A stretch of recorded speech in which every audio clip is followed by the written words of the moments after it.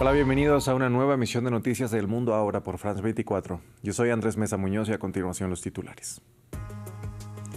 Cese el fuego en Siria. El gobierno sirio y las fuerzas democráticas sirias anunciaron hoy un pacto en todos los frentes después de días de combate. Según lo reportado por la televisión local, el acuerdo incluye la adhesión de las FDS en el Ministerio de Defensa sirio. En Chile son 16 los muertos por los incendios que afectan las regiones de Biobío y Ñuble. Hasta la mañana de este domingo había un total de 24 focos activos, según el organismo forestal. El presidente Gabriel Boric declaró el estado de catástrofe en estas zonas. Tenemos reporte desde Santiago. Europa cierra filas en torno a Dinamarca por las ambiciones de Estados Unidos sobre Groenlandia. Los principales países de la Unión Europea criticaron los aranceles impuestos por Washington y llamaron a activar contramedidas nunca antes probadas.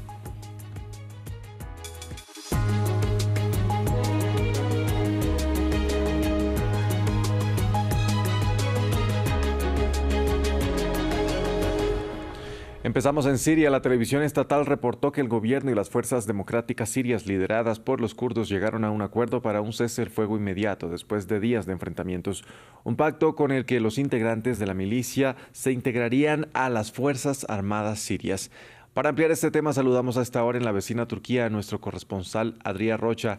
Adrián, muy buenas noches para usted. Cuéntenos cuáles son los detalles del acuerdo recién publicado y cuál es su importancia histórica.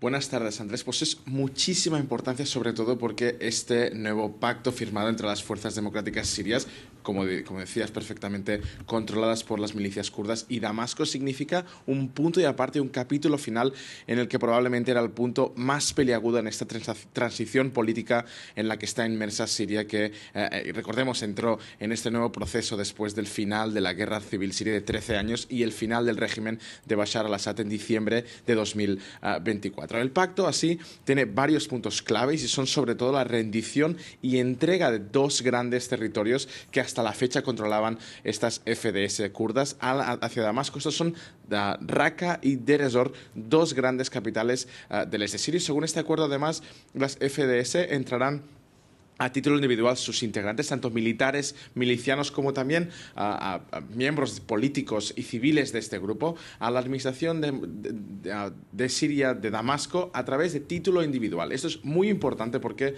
hasta la fecha las negociaciones habían fallado entre Damasco y estas FDS, porque precisamente las FDS pedían dos grandes cuestiones. Una era una autonomía para sus regiones de mayoría kurda en el este del país, y dos, que los grupos y milicianos de este grupo entrasen en el ejército del nuevo gobierno sirio en sus brigadas y comandancias propias. Esto no va a ocurrir y se ve así como una derrota muy grande para estas milicias kurdas que, recordemos, llegaron a controlar el este del país durante los años de guerra civil y sobre todo combatiendo en contra de un Estado Islámico que aún existe en Siria, aunque en mucho menor grado. De hecho, hoy mismo, antes de la firma y publicación de este acuerdo histórico, que mañana será rubricado con la visita a Damasco del líder de las FDS, el gobierno de Damasco había asegurado el control y captura casi sin combates de Daca y Deir ez-Zor, que fueron de hecho las dos grandes ciudades del Estado Islámico hace una década, cuando el grupo controlado gran parte del este de Siria y el oeste de Irak.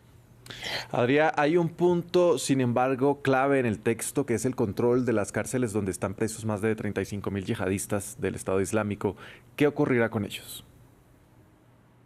Pues es el gran punto y una de las grandes incógnitas de esta firma, de este acuerdo. Recordemos que estas milicias kurdas de las FDS fueron las que lideraron la lucha en contra del Estado Islámico durante la última parte de la década anterior, con el apoyo de Estados Unidos, que llegó a dar tanto ayuda con sus propios asesores y también armamentos sobre el terreno. Eso llevó que el grupo de las FDS llegase a controlar sobre todo dos grandes cárceles, que son Al-Rosh y Al-Hol, donde en la actualidad hay 35.000 personas, tanto hombres como mujeres, que supuestamente lucharon y participaron en ese califato del Estado Islámico. Estas prisiones ahora mismo están controladas por estas milicias kurdas y, según el pacto llegado hoy con Damasco, pasarán a ser controladas por un gobierno de Damasco que se compromete a tanto controlarlas como continuar con su lucha en contra del Estado Islámico. Recordemos que hace unos meses Siria entró a la coalición internacional en la lucha contra el Estado Islámico y es recientemente apoyada por un Estados Unidos que está poniendo muchos esfuerzos para ayudar a la administración siria a luchar en contra del grupo yihadista. También Turquía, de hecho, se ha propuesto en los últimos meses para controlar estos campos que están muy cerca, de hecho, de la frontera con Turquía. Y Turquía es, de hecho, el gran valedor internacional de la nueva administración siria de un presidente interino, Ahmed al-Shara, quien, de hecho, tiene él mismo pasado yihadista. Recordemos que Ahmed al-Shara era el líder de la milicia siria Hayat Tahrir al-Sham, antigua filial de Al-Qaeda en el país árabe. Sin embargo, en 2017 al-Shara rompió con Al-Qaeda y después lideró la milicia que acabó controlando y ganando la guerra civil en el país árabe.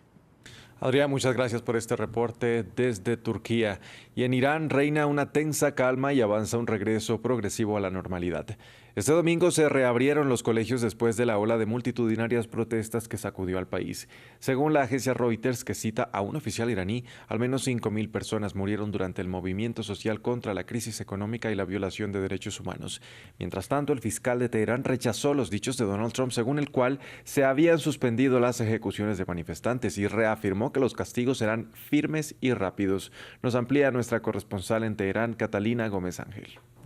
Son varios días desde que ha regresado en apariencia esa normalidad. Hay muchísimo dolor y muchísima incertidumbre sobre lo que pueda pasar en los próximos días y semanas, no solamente por parte de la reacción del sistema de la República Islámica, sino también sigue existiendo esa incertidumbre si finalmente Donald Trump se decide a responder o atacar, como ha dicho. Por el momento muchos piensan que ya no lo va a hacer, sin embargo, pues viven con esa tensión.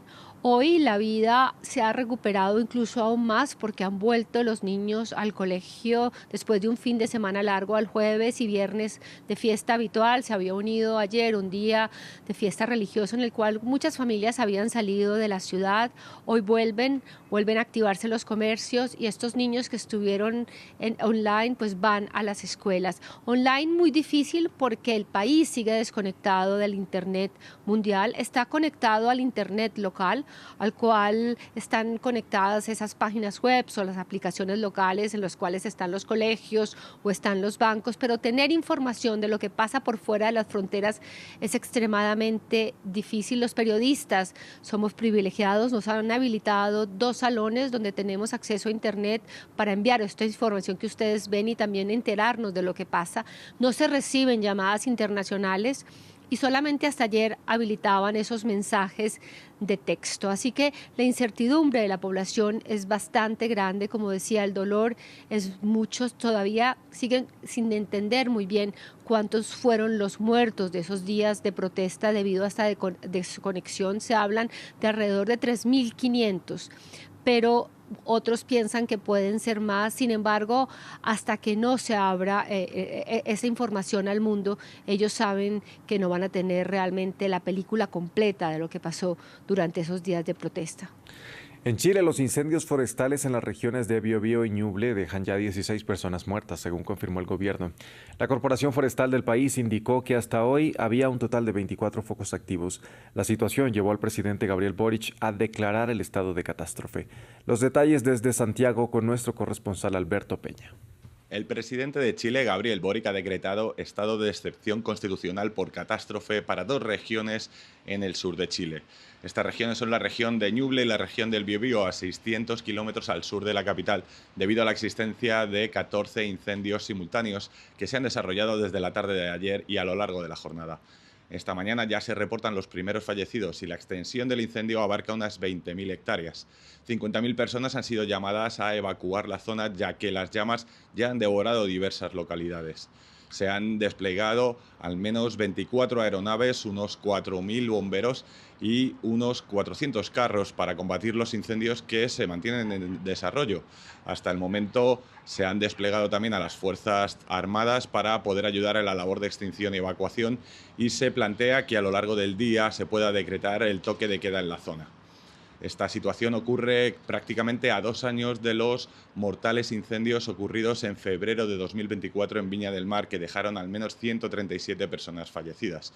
La situación está en evolución y por el momento no se sabe mucho más detalles con respecto a la afectación, ya que todavía no se han podido realizar los primeros balances porque las llamas siguen activas, avanzando hacia la ciudad de Concepción. En cualquier caso, Gabriel Boric ha decidido anular absolutamente la agenda prevista para hoy y viajar a la zona para evaluar la situación.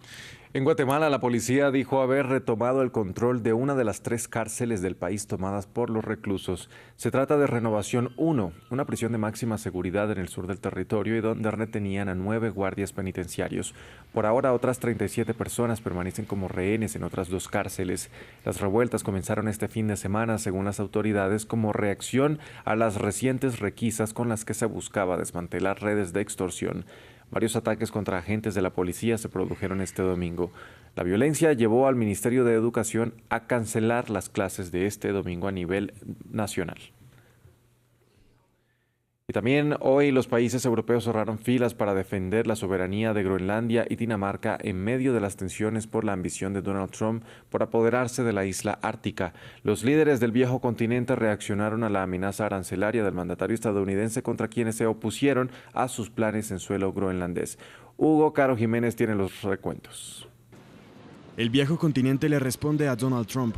Este domingo los líderes de Europa se mantuvieron firmes en su decisión de apoyar a Dinamarca en medio de las tensiones con Estados Unidos, un día después de que el jefe de la Casa Blanca anunciara aranceles para los estados europeos por oponerse a su ambición de apoderarse de Groenlandia. Para el presidente francés, ninguna intimidación surgirá a efecto.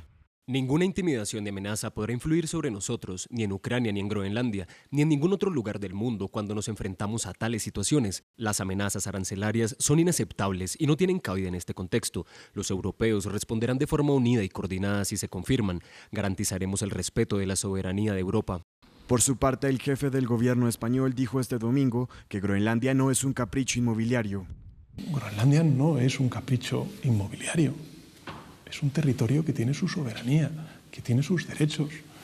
Y si alguien tiene que decidir el futuro de Groenlandia, pues tendrán que ser sus gentes y también en este caso Dinamarca.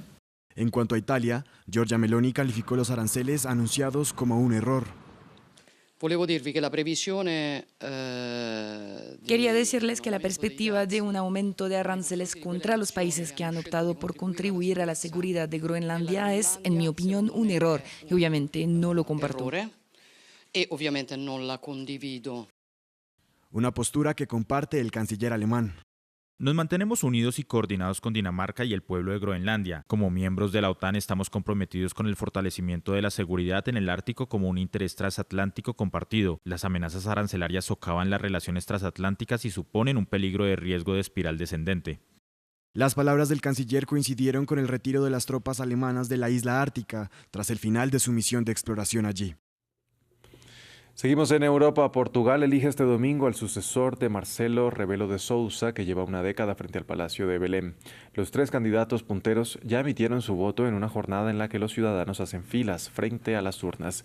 Se trata de unos comicios presidenciales a los que fueron convocados cerca de 11 millones de portugueses. Por primera vez desde 1986, no se descarta una segunda vuelta presidencial en la que podría participar la extrema derecha, que ha ganado terreno en el país con la figura de André Ventura. En Uganda, el presidente Yoweri Museveni se dirigió al país un día después de haber sido declarado ganador de las elecciones presidenciales que le dieron un 7º mandato a quien ha estado en el poder desde 1986.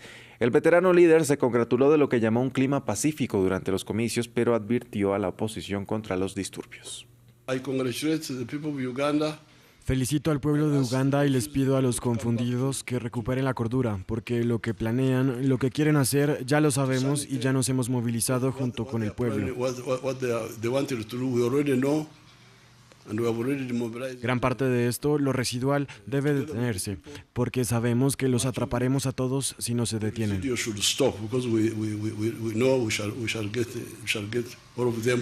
Finalizamos con deportes porque ya comenzó el primer Grand Slam de tenis del año. Hablamos del Australian Open. En la primera jornada, uno de los favoritos del torneo, el español Carlos Alcaraz, venció en 3 sets al australiano Adam Walton. La favorita en la rama femenina, la bielorrusa Aryna Sabalenka, también ganó sin dificultades. Las sorpresas del primer día fueron las eliminaciones del italiano Flavio Cobolli y la ucraniana Marta Kostyuk. Hasta aquí este informativo. Gracias por acompañarnos. Continúen con toda nuestra programación.